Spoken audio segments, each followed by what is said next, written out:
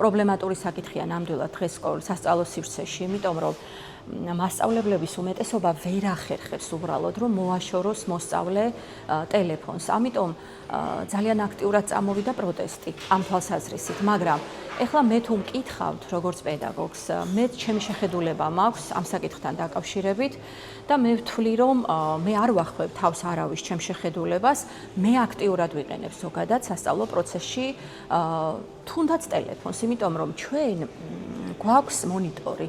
ჩემი სკოლა აღჭურვილია ტექნოლოგიურად საკმაოდ კარგად.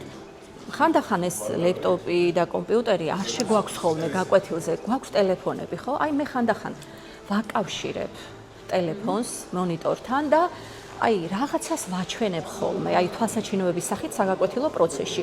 ხანდახან ვასმენინებ რაღაცას.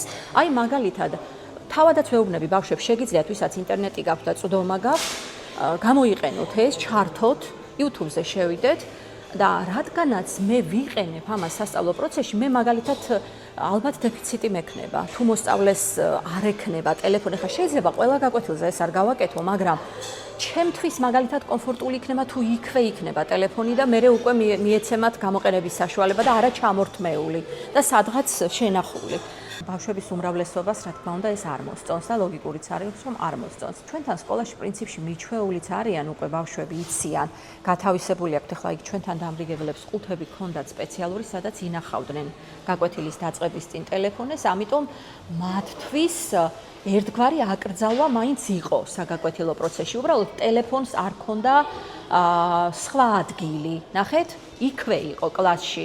ამიტომ ჩვენთვისაც კომფორტი იყო იმ თვალსაზრისით, რომ აი თუ კი დამჭირდებოდა, იქვე ჰქონდათ ტელეფონები და მე ამას ვიყენებდი. მაგრამ ეხლა უკვე თუ კი ტელეფონებისთვის ცალკე ადგილი იქნება, სადაც ეს ტელეფონები უნდა შეინახოს და მე არანაირი წვდომა არ მექნება სასწავლო პროცესში ტექნოლოგიებთან, ალბათ მე პირადად როგორც მასწავლებელს შემექმნება დისკომფორტი და მით უმეტეს იმ გაკვეთილს, რომელსაც ვთვლი, რომ უფრო საინტერესო გავხადო, უფრო სახალისო გავხადო, მათთვის მისაღები გავხადო, მე უკვე ეს კომფორტი ნამდვილად აღარ მექნება გაკვეთილზე. არ მოგისმენს.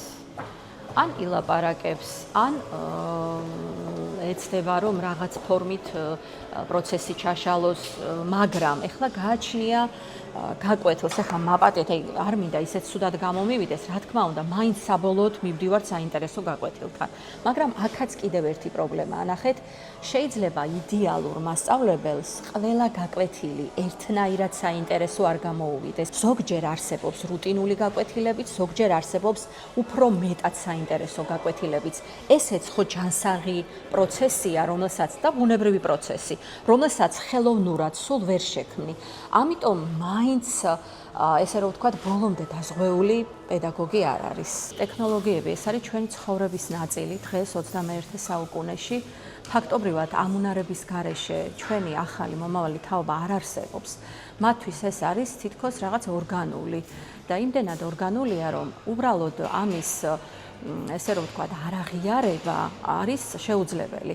ამიტომ უბრალოდ ერთ რამეს ვიტყვი, რომ მოსწავლე ხანდახან არაპროდუქტიულად იყენებს ტექნოლოგიებს. მან არ იცის, როდესაც თავისუფალი დრო აქვს, როგორ გამოიყენოს ის. ამიტომ ჩვენი მასწავლებლების უპირველესი მოვალეობაა, რომ ჩვენ სწორად მივცეთ მიმართულება, რომ სასწავლო სივრცეში გამოვაყენებინოთ პროდუქტიულად.